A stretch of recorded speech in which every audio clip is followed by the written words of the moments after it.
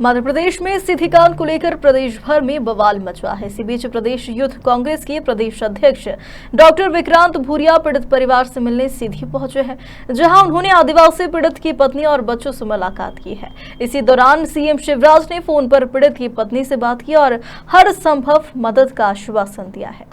सीधी पेशाब कांड को लेकर चौतरफा फजीहत झेल रही शिवराज सरकार अब डैमेज कंट्रोल में जुट गई है। मुख्यमंत्री शिवराज सिंह चौहान ने गुरुवार को पेशाब कांड के पीड़ित के पैर धोए हैं। साथ ही सीएम ने पीड़ित के परिजनों को फोन पर रुपए देने की बात कही। सीएम शिवराज ने महिला से कहा कि तुम मेरी बहन हो, कोई चिंता मत करो और परिवार की चिंता मैं कर रहा हूँ, पैसों का भी इंतजाम कर रहा हूँ। इतना सुनते ही महिला ने कहा कि हमें पैसे नहीं चाहिए, हमारे पति को वापस भेजे। कमाप कहाँ? हेलो, अरे ये मेरा भाई है, तुम मेरी बहन हो, कोई चिंता मत करो, इनको भेज रहा है। और बाकी परिवार की सब चिंता कर रहा हूँ मैं, है ना। तुम्हारा मकान भी पूरा बनवाना है और वो कुछ और भी मैं पैसे का काम धंधा करूँ, उसके लिए पैसे भी करवा रहा हूँ ताकि पैसा हमका नहीं, पहले आदमी आमा हमारे पास। ये तो जा रहे हैं अभी, पैसा के हमका लालच नहीं आ। इनको भेज रहा हूँ मैं। ओके। वहीं पीड़ित परिवार से मिलने पहुंची दिवासी नेता डॉक्टर विक्रांत भूरिया ने प्रदेश सरकार पर जमकर निशाना साधा। मेरा दिल बैठ गया है, क्योंकि जिस तरह से इनके परिवार का जो पीड़ित था, जो इनका पति था, और जिस पर बीजेपी के जो परवेश था उसने गलत कृत्य करा था, पेशाब कर अपमानित करा था। पुलिस ने उनको गिरफ्तार करने से यहाँ आकर पता लगा कि उनके पति को पहले गिरफ्तार कर लिया। पुलिस थाने ले गए, पुलिस थाने में इनको बहन को मिलने तक नहीं दिया गया। उसके बाद 48 घंटे से वो कहाँ हैं इनको पता ही नहीं था। कल जब यहाँ पर धरना हुआ, यहाँ पर आकर अजय सिंह जी और कमलेश्वर पटेल जी बैठे, तब पता लगा, तब पुलिस वाले दबाव में आए, तब जाकर तो इनकी 48 घंटे के बाद बात करवाई पति से। 2 दिन से इनने कुछ खाया पिया नहीं। दशमत भाई जो कोल समाज से आते हैं, वो अकेले कमाने वाले परिवार के थे और उनको सिर्फ शिवराज सिंह चौहान जी उनसे मिलना चाहते तो उठाकर ले गए। मैं शिवराज सिंह जी से पूछता हूं कि ऐसी क्या ज़रूरत थी, अगर आपको पीड़ा थी तो आपको यहाँ इनके परिवार से मिलना था। एक परिवार को तोड़कर, पति को छीन कर, पिता को अलग कर आपको क्या मिल गया? आज कुछ फोटो मिल जाएंगे, पर हकीकत ये कि बहन के आंसू नहीं रुक रहे हैं और ये पीड़ा पूरे आदिवासी समाज महसूस कर रहा है।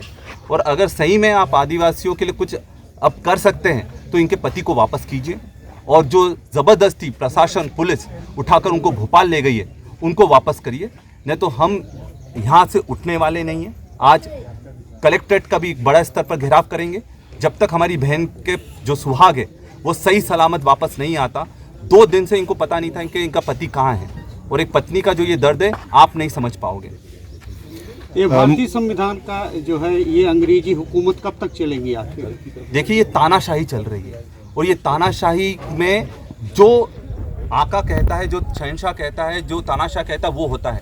और जिस तरह का ये पूरा प्रकरण हुआ कि जो पीड़ित है, पहली बार देखा कि पीड़ित को नज़रबंद कर दिया गया। और नज़रबंद क्यों करा? उनको डर किससे था? डर इससे था कि वो सही बोल देता कि कौन लोग थे, क्या थे। विधायक कल आकर यहाँ पर नारेबाजी कर रहे हैं, उनको बहन की पीड़ा नहीं दिख रही है कि वो कितने सदमे में है, क्या है, और वो नारेबाजी कर रहे हैं, गलत आरोप लगा रहे हैं। उनका व्यक्ति उसको पहचानने से मना कर रहे हैं, पर हकीकत सब जानते हैं। और ये तानाशाही ज़्यादा लंबे समय तक नहीं चलेगी। आदिवासी समाज जाग गया है और इसका जवाब बहुत ताकत से देगा। मुख्यमंत्री कहते हैं कि हम दुख बांटना चाहते हैं, इसलिए दशमत जी को भोपाल बुला रहे हैं।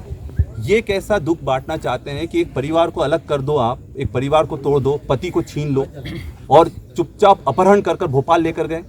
ये अपहरण है जहाँ पत्नी को नहीं पता, ये बच्चों को नहीं पता कि उनका पिता कहाँ है, पत्नी को नहीं पता कि उसका पति कहाँ है। ये अपहरण कर वो ले गए, और ये अपहरण कर ले जाने का परिवार तोड़कर वो सोचते हैं कि दुख बांट लेंगे, इनका दुख बढ़ा रहे हैं। 2 दिन से बहन ने खाना नहीं खाया है, आंसू नहीं रुक रहे हैं, बच्चे भूखे प्यासे हैं, अकेले कमाने वाला व्यक्ति था वो परिवार का, तो वो ये उनको दुख नहीं दिख रहा। ये दुख कम नहीं कर रहे हैं, दुख बढ़ाने का काम कर रहे हैं। विधायक जी तमाम मीडिया में कह रहे हैं कि प्रवेश मेरे पार्टी का व्यक्ति था ही नहीं किसी भी प्रकार का। इस परिप्रेक्ष्य में आपका क्या कहना होगा? देखिए, ये सबसे बड़ा झूठ उनने बोल दिया है। उनके साथ सारे फोटो हैं, जब वो विधायक प्रतिनिधि बना था उसका खुद पेपर की विज्ञप्ति है।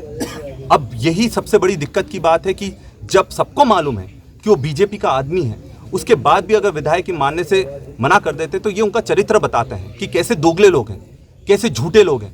और यही मैं पूछना चाहता हूँ कि बीजेपी बार बार आदिवासियों पर अत्याचार क्यों करती है? और नीमच में क्या हुआ? नीमच कांड में भी जिसने आदिवासी हमारे कन्हैयालाल भील को गाड़ी से बांधकर घसीट कर मार डाला, वो बीजेपी का सरपंच था, इसलिए कार्रवाई नहीं हो रही थी, मनोज नाम था उसका। नेमावर में क्या हुआ? जब 5 बहनों को जिंदा गाड़ दिया गया, वहां पर भी बीजेपी का व्यक्ति था, इसलिए 2 महीने तक कार्रवाई नहीं हुई। मंदसौर में क्या हुआ? महू में क्या हुआ? तो लगातार बीजेपी के लोग ही क्यों इसमें आते हैं और ये उनको बचाते हैं? ये मानवता, मैं इनको कहना चाहूंगा, मानवता मत भूलिए। मानवता कहती है कि सबको बराबर से रखो, संविधान ये कहता है सबको बराबर से रखो, जो कि बीजेपी अब पूरी तानाशाही कर रही है जिसमें। ब्यूरो रिपोर्ट, खबर मध्य प्रदेश छत्तीसगढ़।